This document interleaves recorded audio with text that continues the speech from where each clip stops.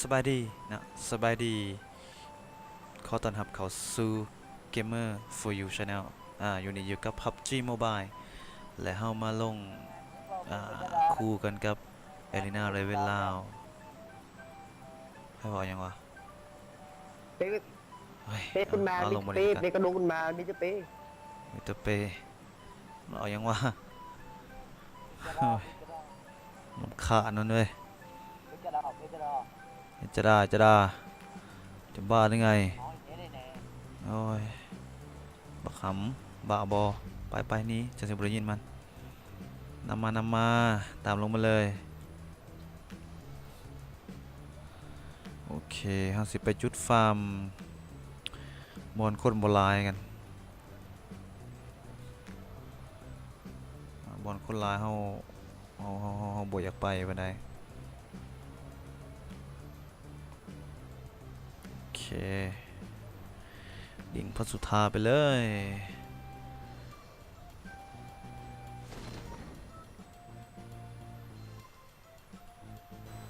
โอเค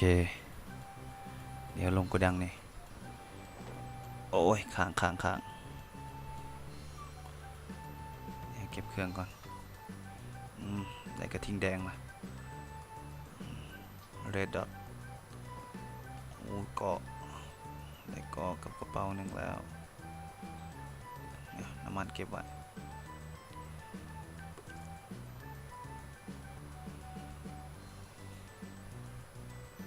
ลงมาเทนี้เฮาเป็นสายดักสุ่มสายฟาร์มอู้สโคปเอาก่อนเฮ้ยคือว่าท่านได้ปืนปะนี่อะไรวะโอ้ยได้แต่ปืนพกเอาก่อนลูกซองมาลูกซองอีกละเมื่อเกมนี้ก็สิมีแต่ลูกซองนี่แหละวะ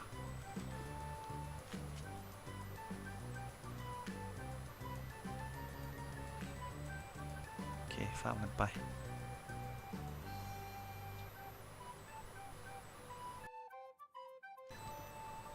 เนี่ยปืนลูกโม่เอาเพียงลูกโม่นี่แหละสิเบิดแล้วแหละเว้ยก็สิได้เท่านี้แหละยังมันหน่อยเถอะวะเฮ้ยใจคอสิมึงมีปืนไหนกันเลยบ่นี่จะมาลงบอลถูกแท้แต่ลินพับจีมาแมปนี่ผมเคยเข้าลินนี่แหละ2 เทื่อ 3 เทื่อเท่านั้นได้ยาปลาละไปก่อนบางอันก็แลนบอทากูเลยฟาร์มมาแล้วจักเรียบร้อย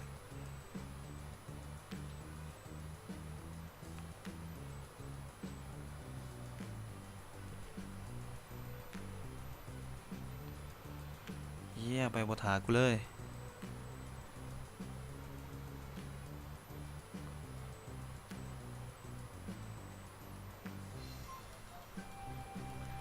สิมีปืนดีๆให้อยู่บ่นี่ฮึ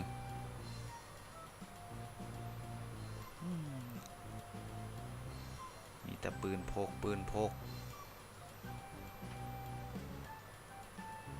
นี่ก็เอาซะสมีออโต้เก็บไปก่อน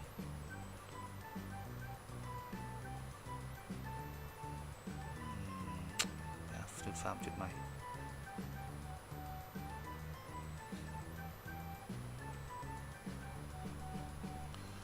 มีคนบ่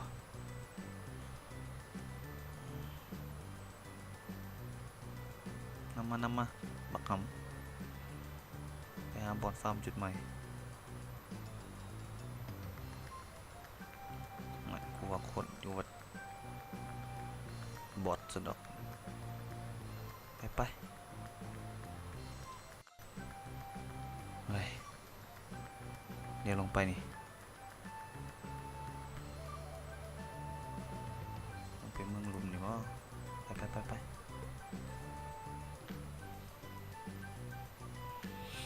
เราไปเบิ่งอยู่ลุมนี่ก่อนซะที่มันมีคนอยู่บ่ เมื่อใหญ่ๆยานกระดักสุ่มยิงเว้ยเดี๋ยวจอบก่อนคอยด้วยเว้ย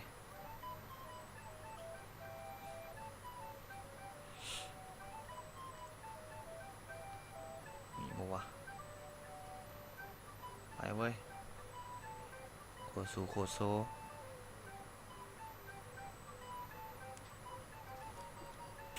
ใส่ดากูซะเนาะปืนดีๆอยู่ล่ะอ๋อปืน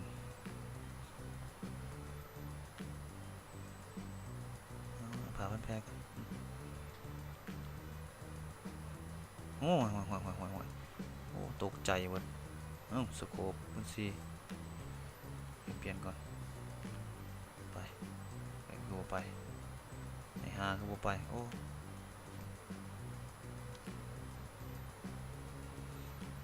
บางทีก็ลังไวไปไวแท้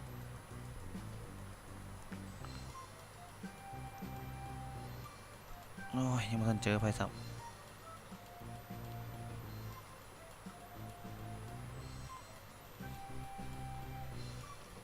เอายามึงลูกซองอีกละติดละ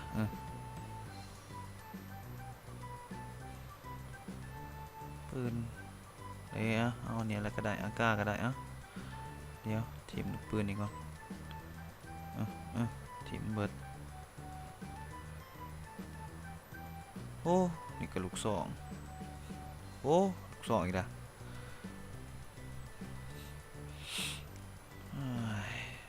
ไปเบิ้งกีบอลนี่เบิ้งโอ้หมดเลยว่า2คือบ่เก็บคุณ4เอาอยู่เอาเก็บเอากระสุนเก็บไปก่อนเอากำเอาหมวกโอ้ยแหลกขึ้นบ่ได้โอ้หลอกตากันซื่อเอาไปขึ้นเสียงยังประตูลูกศรอีกแล้ว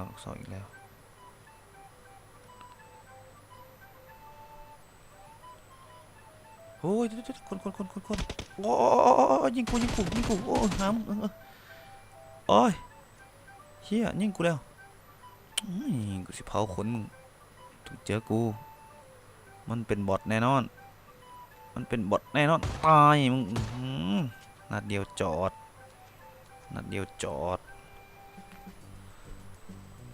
เฮียเป็นแค่บอทแท้ๆปืนเดี๋ยวขอเปลี่ยนก่อนเอาเปลี่ยนM16นี่แหละทิมไป6กระเป๋าห่วยบอกกันนี่ตื่นเบิดโอ้ไปออกมีบ่ล่ะนี่มีบ่โอ้ยใส่กูเปียงนี่ซะแล้วเนาะเอามาฟาร์มเครื่องก่อนมียังเนี่ยขอเก็บไปก่อนกระสุน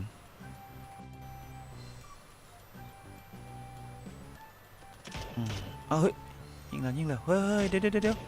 ถอยมาเหี้ยถอยมาเดี๋ยวกูไปซอยมึงเกิดออกนะติเดี๋ยวเอา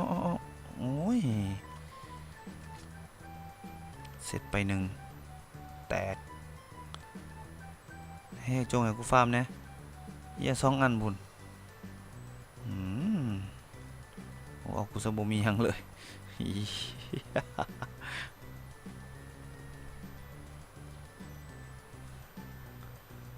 เครื่องหน่อยวะ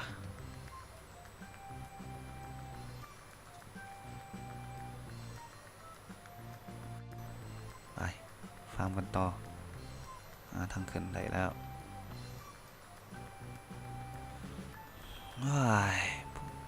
เหลือ38 คนจะได้ที่1น้ำเขาอยู่บ่เนาะเฮ้ยได้ยาแล้วมีคนมอนคือคนโอ้ขิงรถ ระสุนลายแล้วบ่เอาไปก่อนกระทิงแดงไหนกระทิงแดงเฮ้ยคนเฮ้ยคือบติงเฮ้ยโอ้สงสัยมันหลุดว่ะ หวานหมูย่างอีบ่หมูมันอยู่ในตึงบ่จักเดี๋ยวหมอบก่อนโอ้ยแหลกบ่มีติ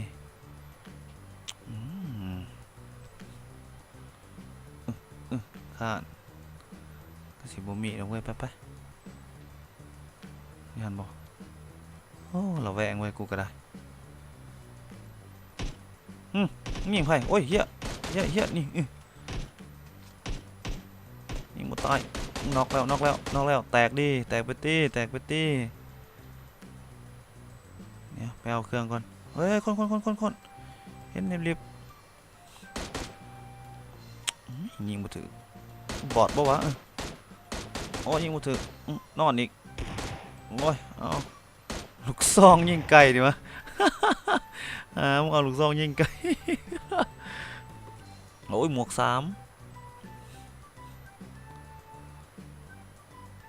เดี๋ยวเข้าไปฟาร์มบอลนี่ต่อ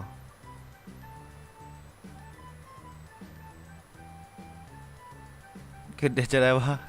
เอาลูกซองยิงไก่ทิ้งแดงได้อีกแล้วโอ้เครื่องโอเคอยู่โอเคนี่เครื่องใส่ได้วะ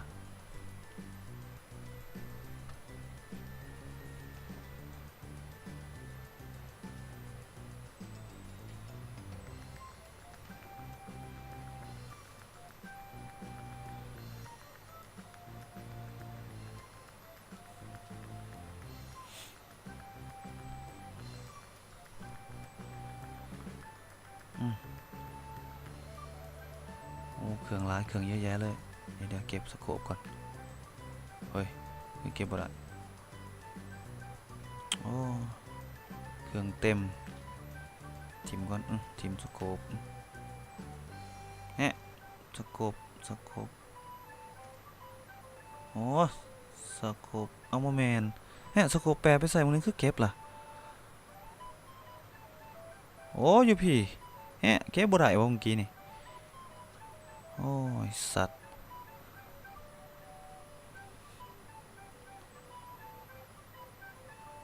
นำตูนไป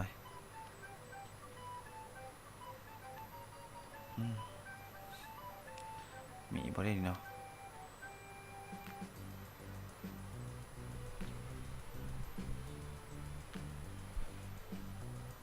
วงบีบเฮ้ยวงบีบถ่ายอยู่หันเดี๋ยวกูไปหับวงบีบแล้วเว้ยขึ้นรถเว้ยไ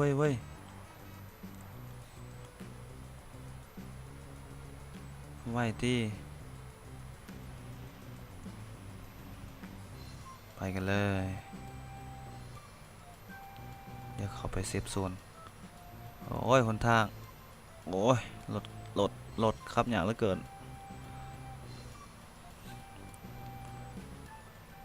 โอ้ยขับอย่างหรือรู้สึกไปเองวะ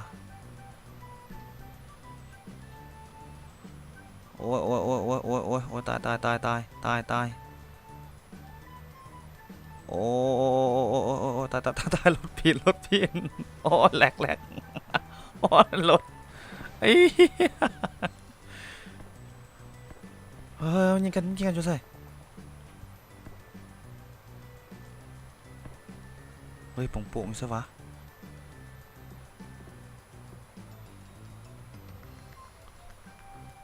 เฮ้ยมันอยู่ใส่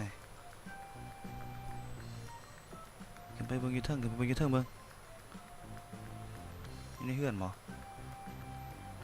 มันบ่ได้อยู่ในเฮือนเดี๋ยวไปจอบก่อนเนี่ยหมอบ่ได้เดี๋ยวอยู่ในเฮือนบ่วะคือโป่งๆอยู่เมื่อกี้น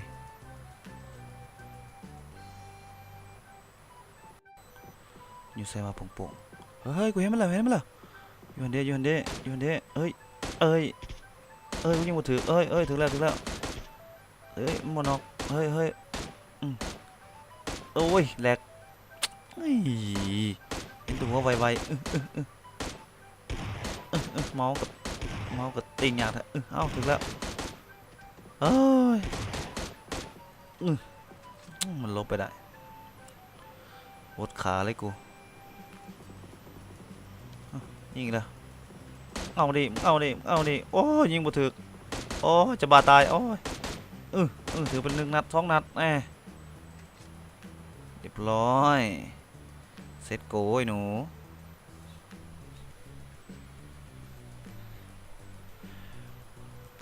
เรียบร้อยไปเต้บักคำแอร์ดรอปลงแล้วเดี๋ยวมันต้องมีคนมาเอาแอร์ดรอปคนหรือเปล่าวะเนาะกีน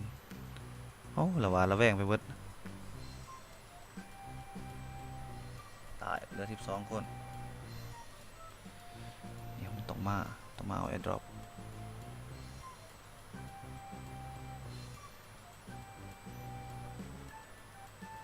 วงบีบไม่แพ้มาวัว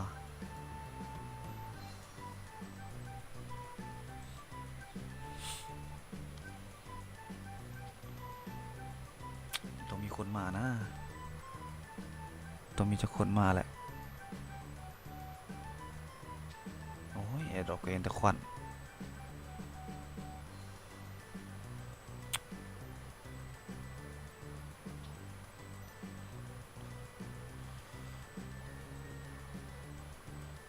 จะมีไผมาดีบ่พอดีบ่วะหน่อยจอบลอยเกมโต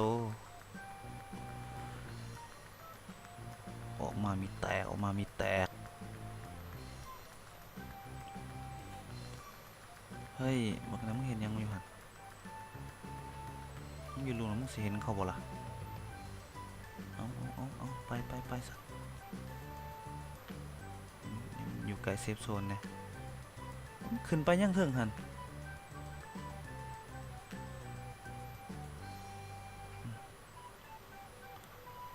เนี่ยหลีอยู่ต้นตาลนี่แล้ววะ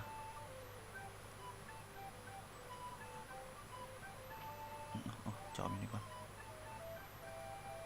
เพื่อมีหมูมันอยู่แถวนั้น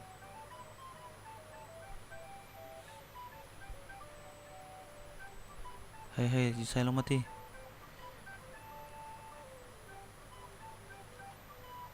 โอ้ยแหลกเ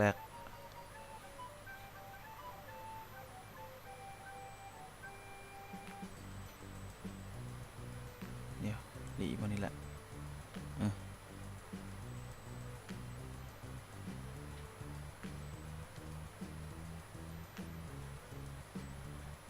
หลีอยู่นี่แหละก่อน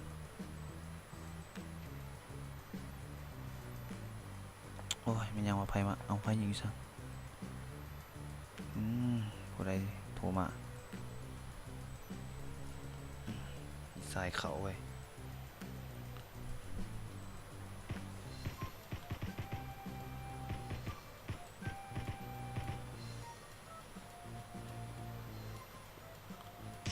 เฮ้